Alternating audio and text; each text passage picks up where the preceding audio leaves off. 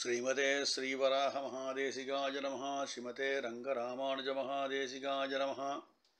श्रीमते वेदांत रामानुज महादेशिकाय नमः। श्रीमते निगमान्त महादेशिकाय नमः।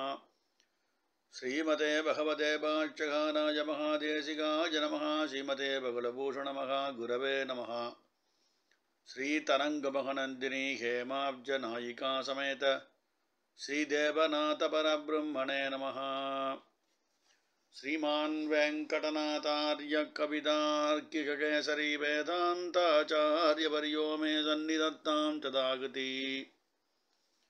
சீரொன்றுதோ புலிதிருவேங்கடமுடையான் பாரொன்றச் சொன்ன பழமொழியுள் ஓரொன்று தானே அயமையாதோ தாரணியல் வாழ்வார்க்கு வானேரப்போமளவும் வாழ்வு. ஸ்ரீமதே நிகமாந்த மகாதேசிகாய நமः. ஸ்ரீ அலர்மேல்மங்கா நாயிகா சமேத ஸ்ரீ ஸ்ரீனிவாச பரபிரம்மணே நமः. இதுகாரும் சுவாமி தேசிகனுடைய ரொம்ப போக்கியமான தயாசதகம் என்ற கிரந்தத்தை அனுபவிச்சுருக்கோம். இதில் நேற்றைய பர்யந்தம் 60 ஸ்லோகங்கள் பிராப்தமாச்சு. இந்த 60வது ஸ்லோக பர்யந்தம் கடந்த 10 பாசுரங்களிலே எம்பெருமான் எப்படி அனுகிரகம் பண்ணுறான், சாதாரண மக்களுக்கு ஜீவாத்மாக்களுக்கு எம்பெருமான் ஒரு பக்குவமான விளையாட்டை காட்டி தன் பலத்தை அளிக்கிறான். அந்த தயாதேவி தேவகங்கை போலே தாபங்களை தீர்ப்பவளாகிறாள். ஹம்ச மத்ச வராக அவதாரங்கள் எப்படி காட்டப்பட்டதோ அதை போலே தன்னுடைய தயேன்ற பிரவாகத்தில் இதெல்லாம் காட்டுறாள். இது சில திஷ்டாந்தம் தெரிவித்த சுவாமி தேசிகன் சுவாமி ஆளவந்தாரையும் சுவாமி பாஷ்யகாரரையும் காட்டி அவள் போன வழியிலே நாம் போக வேண்டும், மகதீம் லஹரீம் நிதேகி என்று சுவாமி தேசிகன் சரணடைந்தார். இது போன 10 பாசகங்களுடைய சுருக்கமான அர்த்தம். இந்த 61வது பாசுரம் இதில் என்ன பண்ணணும்னு கேட்டாக்கா, சரணாகதியை கீழ்பாசுரத்தில் சொன்னார். சரணாகதி பண்ணவுடன் மோட்சத்தை நாம் அடைய வேண்டும். அது மோட்சத்துக்கு நம்ம போகாததுக்கு என்ன தடை இருக்குன்னு இங்கே காட்டுறார். இந்த தடைகளை நீக்குவது யாருன்னு இந்த ஸ்லோகத்தில் சொல்கிறார். அகூபாரைகி ஏகோதக சமய வைதண்டிகஜவைஹி அனிர்வாப்யாம் க்ஷிப்ரம் க்ஷபயதும் அவித்யாக்யபடவாம் கிருபேத்வம் தத்தாதுக் பிரதிமவிருஷ பிருதித்வீதரபதி ஸ்வரூபத் வைகுண்யத் திகுணன் ஜபிந்துகு பிரபவசி அப்படின்னு இங்கே அவித்தியை பற்றி பேசுகிறார். அகூபாரைகினா சமுத்திர ஜலங்களாலேன்னு அர்த்தம் பண்ணுறார். அதாக கூட அணைக்க முடியாது. அனிர்வாப்பியாம் அணைக்கக்கூடாத, அணைக்கப்பட முடியாத அவித்யாக்கம், அவித்தியாக ஒரு அக்னியாக இருக்குது.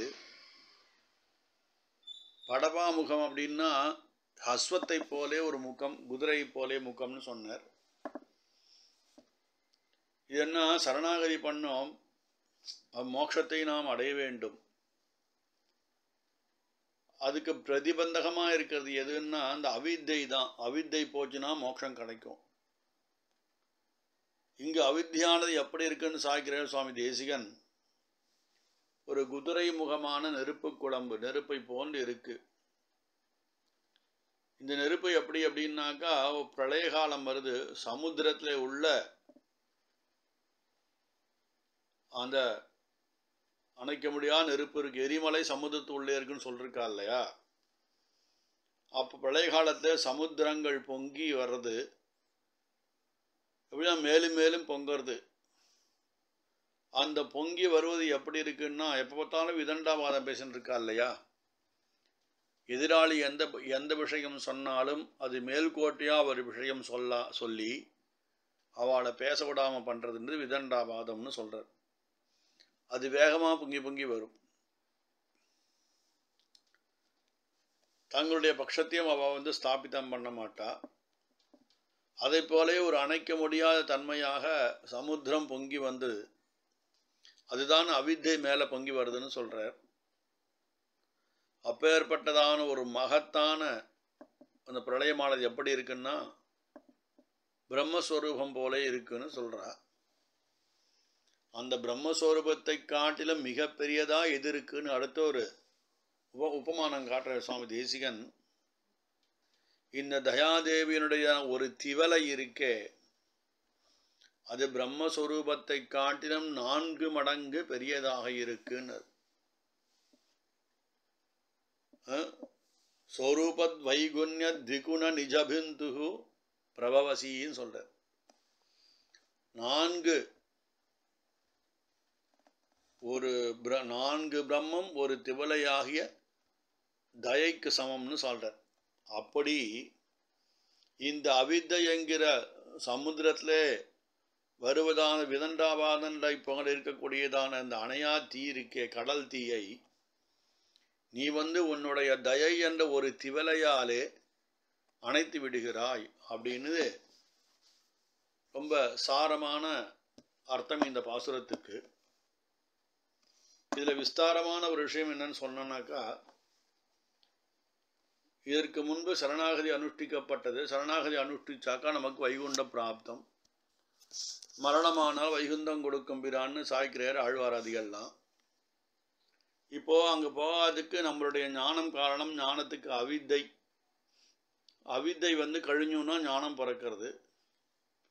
அஜ்ஞானமாகிய வஸ்து நம்ம மனசுலேருந்து அகண்டு போச்சுன்னா ஞானம் பிறந்து மோட்சம் கிடைக்கிறது. இந்த அவித்தை எதனால் இருக்குது? கர்மாவால் இருக்குன்னு சொன்னால், இது எப்படி இருக்குன்னா, இந்த பழைய காலத்திலே சமுத்திரத்துலேருந்து படபாக்னின்னு குதிரை முகம் கொண்டதான் ஒரு அக்னி கிளம்பி எல்லாத்தையும் எரித்து சாம்பல் ஆக்கிறது. அப்போது அக்னிஜ்வாலை சமுத்திரத்துலேருந்து கிளம்பும்போது சமுத்திரம் பொங்கி இந்த லோகத்தை எல்லாம் ஜலமயம் ஆக்கிடுறது. இந்த பிரளயத்திலே அனைத்து வஸ்துக்களும் தவிடு பொடியாகி அடிச்சுன்னு முழுகி போகிற காலம் இருக்கு. ஆனால் நம்முடைய கர்மா இருக்கே, அது மட்டும் கொஞ்சத்தில் அழிவதில்லை. இந்த கர்மாவானது எப்படின்னா, இந்த குதிரை முகம் கொண்ட அக்னி படபாக்னின்னு சொல்கிறாளே, அதை காட்டிலும் பெரியது, கொளுத்தும் தன்மையாக இருக்குன்னு சொல்கிறா. இந்த பிரளய காலத்திலே சமுத்திரங்கள் பொங்குவதற்கு ஒரு உதாரணம் சொல்கிறார் சுவாமி தேசிகன். அது எப்படின்னா, லோகத்திலே சர்ச்சை நடக்கிறது, விதண்டாவாதம் சில பேர் பேசுகிறா. இந்த விதண்டாவாதிகள் எப்படி இருக்கான்னா, தாங்கள் சொல்லும் விஷயத்தை மட்டும் சொல்லின்னு இருப்பா. எதிராளிகள் எது சொன்னாலும் அது மேல்கோட்டியாக ஒன்று பேசுவா. ஆனால் தாங்கள் சொல்கிற பட்சத்தை நிரூபணம் பண்ணுறதுக்கு எத்தனை படமாட்டா. இதை சமுத்திர அலைக்கு ஒப்பாய் காட்டுற. எப்படி சமுத்திர நீர் பொங்கி பொங்கி பொங்கி மேலே வந்துட்டே இருக்குமோ, அதை போலே இந்த ஜீவாத்மாக்களுடையதான கர்மாவும் இந்த அவிதயம் மேலே மேலே வருது. இரைச்சல் போட்டு ஒரு ஆர்ப்பாட்டம் பண்ணி எப்படி தீர்த்தம் வருமோ அதை போல வருது. இது பழைய காலத்திற்கும் அந்த கொதிப்பை காட்டுவது போல் இருக்குன்னு சொல்லிட்டு விதண்டாவாதத்துக்கு சமானப்படுத்தி அந்த அலைகளை காட்டுறீங்க. எப்போ அவித்தையாகிய ஒரு மரம் வேரோடு அழிஞ்சு போகிறதோ அப்போதான் அந்த ஞானம் பிறக்கிறது. அதனால் அதை மாய்க்கணுன்றார். வெள்ளமானது அதைத்தானே பண்ண போகிறது இல்லையா? அதனால அதுக்கு என்ன ஒரு வெள்ளம் வேணும்னா தயை என்ற பிரவாகம் தேவைன்னு சொன்னார். அதால தான் அவிதி அழிக்க முடியும், அதுவே ஞானம் அளிக்கக்கூடிய வஸ்துன்னு சொன்னார். இதுக்கு ஒரு பரிமாணம் காட்டியாவது சுவாமி தேசிகன் இங்கே. இது எப்படி இருக்குன்னா, லோகத்தில் எது பெரியதுன்னா பிரம்மம் பெரியதுன்னு சொன்னால், அந்த பிரம்மத்தை காட்டிலும் ஒரு பெரியது இருக்கா அப்படின்னா தான் மகதோ மகியான்னு சொன்னான்.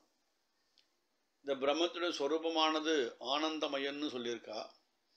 அதை காட்டிலும் 4 மடங்கு பெரியது எதுன்னா இந்த தயையாகிய பிரவாகத்திலே ஒரு துளி, ஒரு டிராப்னு வச்சுங்களேன். இந்த ஒரு டிராப்பு தயையாகிய இந்த ஒரு டிராப்பு அந்த பிரவாகம் ஒரு துளியானது அந்த தீர்த்தம் தயா தீர்த்தமானது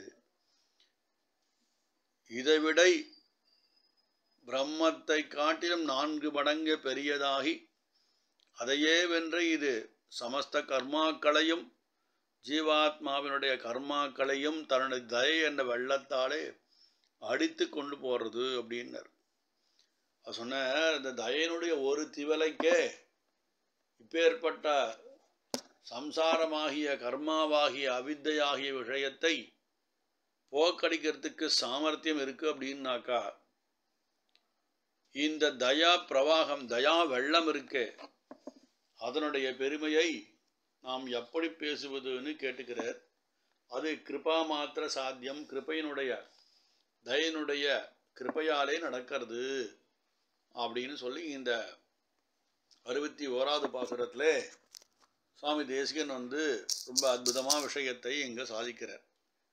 இது விசேஷம் என்னன்னா பிரம்மத்தை விட 4 மடங்கு பெரியதானது தயையினுட ஒரு திவலை அப்படின்னு முடிச்சேன்னா ஒரு திவலைக்கே இப்பேற்பட்டதான ஒரு விசேஷம் இருக்கும்போது அந்த தயா சாகரம் தயா வெள்ளத்துக்கு எப்பேற்பட்டதான் ஒரு மகத்துவம் இருக்கும், இன்னும் எப்பேற்பட்டதான விஷயங்கள் எல்லாம் அது சாதித்து கொடுக்கும்னு காட்டி இந்த ஸ்லோகத்தை சுவாமி தேசிகன் நிறைவு பண்றார்.